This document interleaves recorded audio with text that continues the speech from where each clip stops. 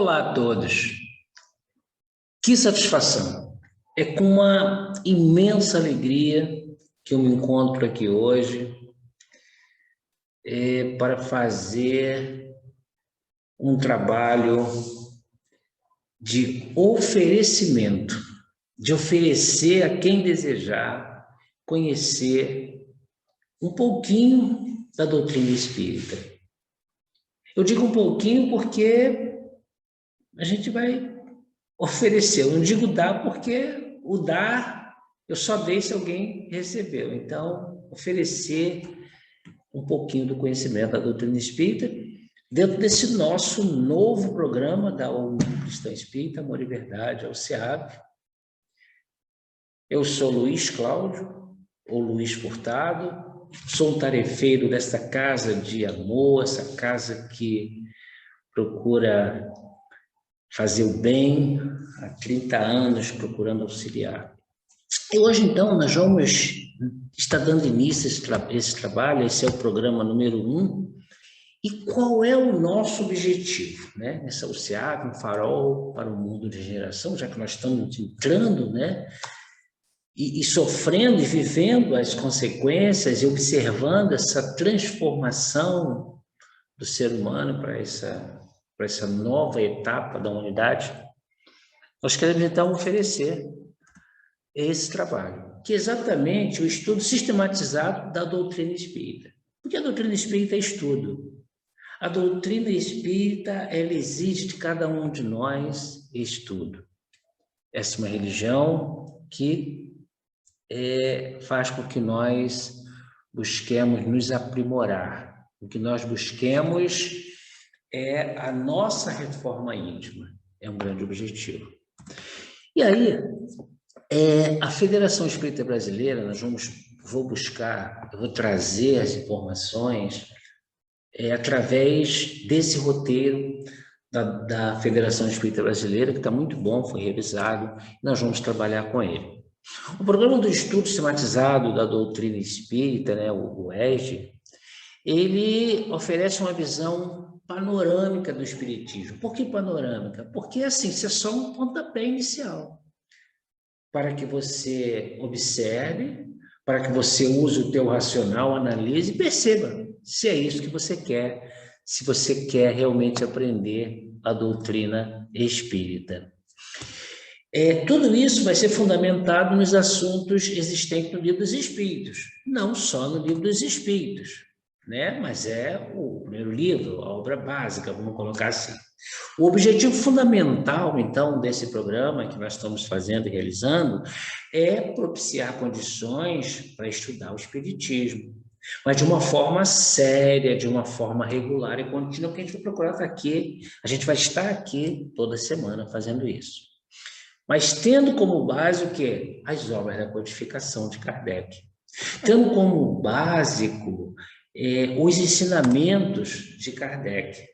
Nossa fonte de consulta, ela vai ser o Evangelho, segundo o Espiritismo, vai ser o Livro dos Espíritos, vai ser a Gênese, vai ser o Livro dos Médiuns, ou seja, vai ser as obras básicas, vai ser o que é o Espiritismo, mas não só isso, porque quando a gente fala em obra básica, obras básicas não é simplesmente o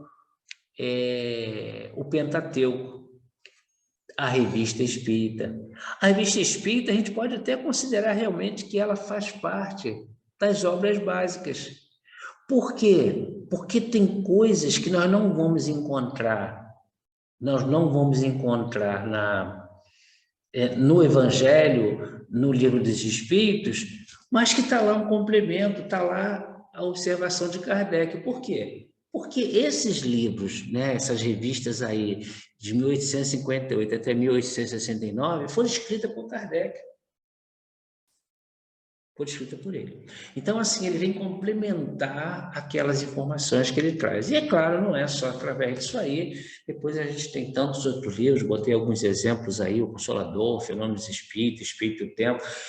E tem inúmeros outros livros espíritas, tem que saber também distinguir o que é um livro espírita e o que é um livro espiritualista, vamos trabalhar isso depois, que vem complementar, que vem explicar, que vem nos orientar de forma correta com relação ao que é esse espiritismo. Bem, então, além disso, além desses livros, nós vamos utilizar também o Novo Testamento e o Velho Testamento, vamos utilizar a Bíblia também, né? Mas eu quero falar um pouquinho desse Novo Testamento que nós vamos utilizar, porque esse é um Novo Testamento com uma tradução recente, ele é de 2018, e a FEB lançou ele em 2018, embora que ele está sendo trabalhado, se não me engano, desde 2010. E ele é uma tradução original que vem do grego, tradução original realizada por Haroldo Dutra. Haroldo Dutra é um espírita palestrante, ele é um juiz, ele é formado em língua grega clássica, ele fala o hebraico, ele é também especialista em paleontografia, ele tem muitas outras informações, então ele se propôs a fazer esse trabalho, embora que esse trabalho dele só tem os 4 evangelistas e Atos dos Apóstolos, mas de uma forma muito clara, muito explicada, né? Então, o Novo Testamento, esse apresenta o texto das Escrituras Sagradas estruturado, mas de tal forma que respeita as questões culturais. Então, quando se fala do camelo passar pelo buraco da agulha, ele vai buscar o que é o camelo, o que é essa agulha, vai buscar historicamente, na época de Jesus, como é que se falava isso, como é que se vivia isso. Então, a gente entende que esse Novo Testamento está muito bem estruturado, foi trabalhado por longos anos, então esse é o que nós vamos utilizar, né? De onde tiramos a ideia de espiritismo, né? Por que a gente fala que o espiritismo é a promessa de Jesus? De onde a gente tira isso? E a gente já vai começar então a ver o Novo Testamento, baseado no que ele diz, porque quando a gente vai lá em Marcos,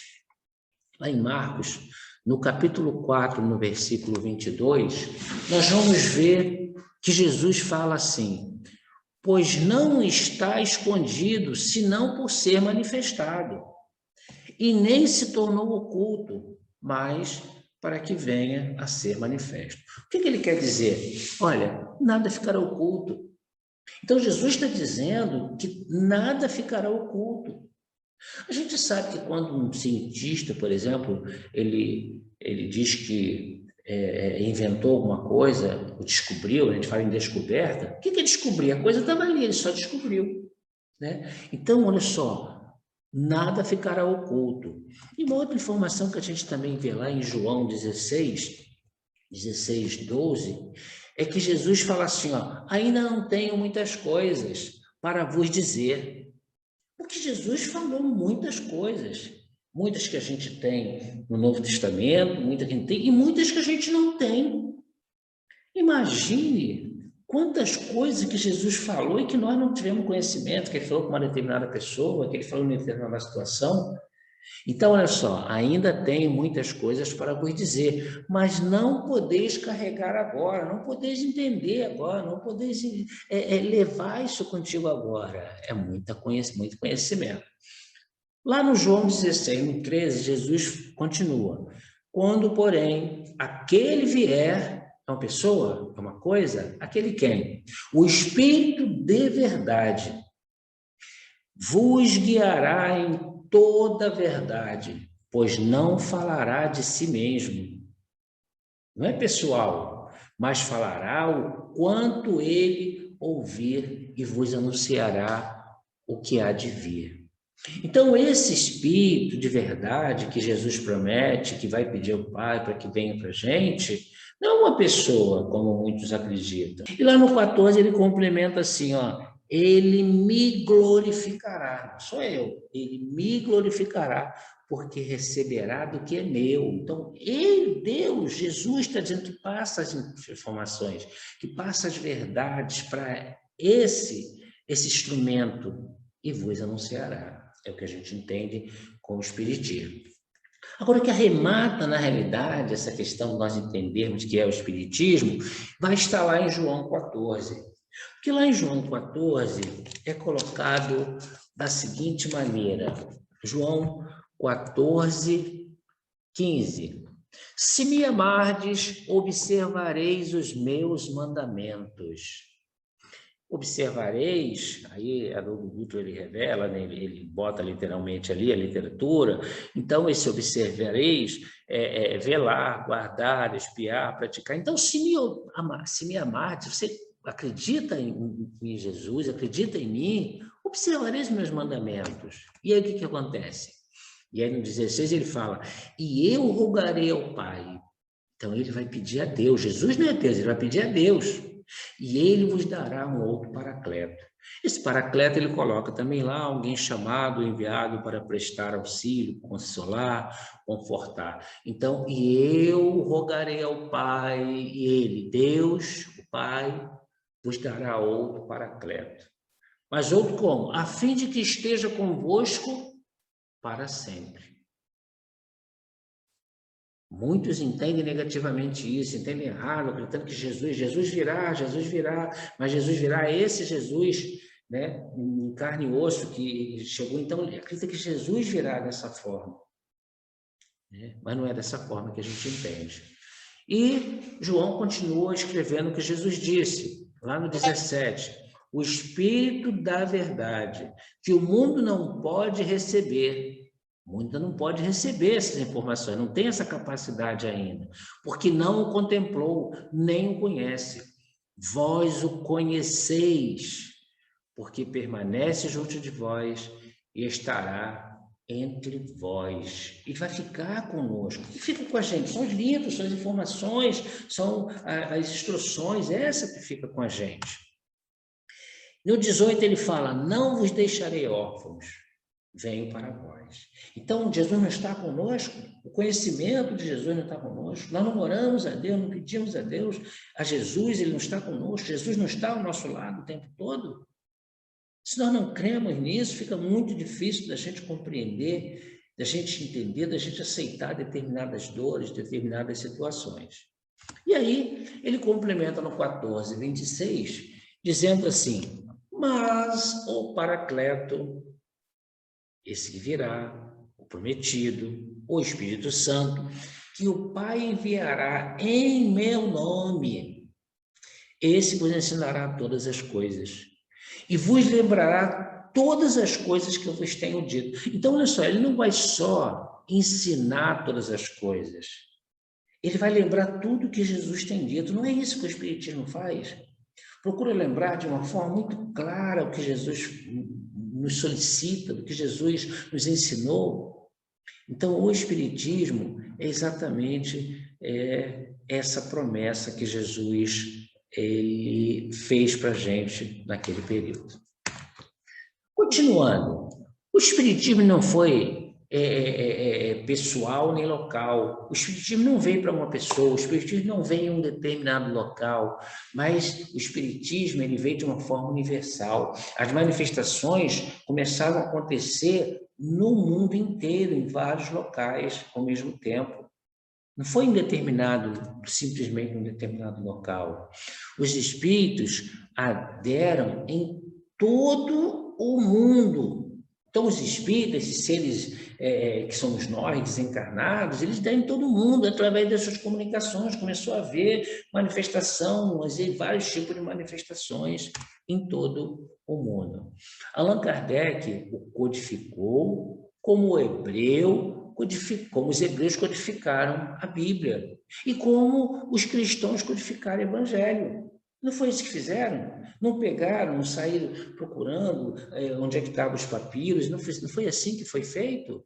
O Novo Testamento não foi feito assim? Não foi o Papa Domêncio que pediu lá para que se juntasse, para que se pegasse todas as informações? Ele pediu, né, não foi, ele foi lá e pediu para Jerônimo, São Jerônimo, que era um bispo também, então ele pediu para São Jerônimo, para que ele fizesse, para que ele se juntasse todos aqueles papeles e fizesse o que se resultou na Vulgata Latina. Essa Vulgata Latina, então, ela que foi feita em 382 depois de Cristo, foi o primeiro juntado que né, os cristãos, então, conseguiram juntar e rejeitaram alguns manuscritos, então ficou só os 4 evangelistas, mas tinha outros, né, outros evangelhos escritos e eles ficaram só com esses 4.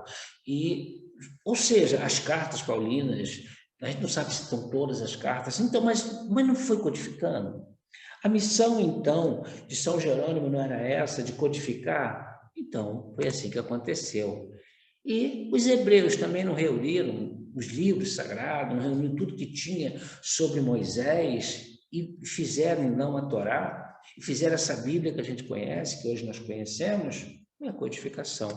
Então, da mesma forma, os cristãos tiveram que reunir vários livros escritos sobre essa segunda revelação. E da mesma forma, os espíritas. Só que os espíritas, pelas mãos de Kardec, o missionário. Kardec não é o nosso líder, não é o nosso guru. Kardec é um missionário, é um espírito que veio com essa tarefa. Então, Kardec reuniu as comunicações mais esclarecedoras da espiritualidade superior, da espiritualidade amiga, que constituíram aquelas falanges luminosas dos espíritos que trouxeram as verdades e formou, então, a codificação dos espíritos. E quando nós consideramos, então, a doutrina, o surgimento da doutrina espírita dessa maneira. E aí a gente conclui, né, a coisa bem simples, bem rápida, para não cansar, semana que vem a gente retorna, a gente conclui que a missão do espiritismo é o quê? Guiar os homens. Mas guiar os homens de qualquer maneira? Não, guiar os homens na verdade, guiar os homens para a verdade. Porque essa é a grande missão, restabelecendo o ensino do Cristo na sua pureza primitiva. Nós não podemos deturpar o ensinamento do Mestre Jesus. E o Espiritismo vem com essa intenção de que nós possamos dar os ensinamentos primitivos do Mestre Jesus. E aí a gente consegue abrir novos horizontes, a compreensão do homem, essa compreensão humana que nós temos hoje da vida. E o Espiritismo vai responder questões que a gente vai ver futuramente. O Espiritismo ele traz para a gente a verdade, ele traz para a gente a razão das coisas, o porquê das coisas. E isso é de acordo com as novas necessidades, porque nós vamos evoluindo. Nós vamos evoluindo, mas as palavras do Cristo não mudaram. As palavras do Cristo, a palavra de Jesus, elas não mudaram, não está atrasada, as palavras do Mestre não estão deturpadas por ele, não. Nós é que deturpamos as palavras do Mestre. Quando a gente fala, por exemplo, da Bíblia, né, do Velho Testamento, a gente tem que entender que ela foi escrita numa época muito remota da humanidade. As condições intelectuais e as condições morais das pessoas, elas não estavam muito desenvolvidas. As pessoas não tinham esse senso que nós temos hoje. E tem outra coisa também, a Bíblia, né, ela vem do hebraico, uma língua pobre, depois do hebraico para o grego, depois do grego para o latim. Quando é que ela chega para a gente aqui? Muito tempo depois.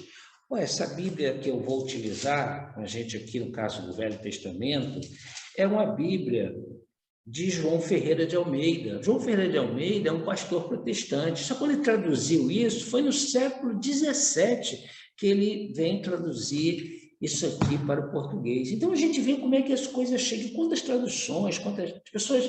Se você muda um ponto, você tem uma forma diferente de ver as coisas. Essa é a informação de hoje, isso que a gente queria passar hoje. Na semana que vem nós estamos aí de novo, dando continuidade a esse trabalho. Nós temos um canal no Telegram, é só procurar lá, o SEAG, um farol para o mundo de regeneração, e aí você vai ver como é que você pode acessar o Telegram, e aí você acessa o Telegram, e aí lá você pode fazer as perguntas para que nós possamos responder para vocês, tudo baseado nos ensinamentos, nada da nossa cabeça, vamos pesquisar e vamos te responder. tanto esse meu trabalho, como o trabalho dos companheiros que está também participando desse nosso encontro, que é o SEAB, um farol para o mundo de regeneração. Agradeço imensamente, peço a Deus que abençoe assim, imensamente cada lar, pedindo muita saúde e muita paz.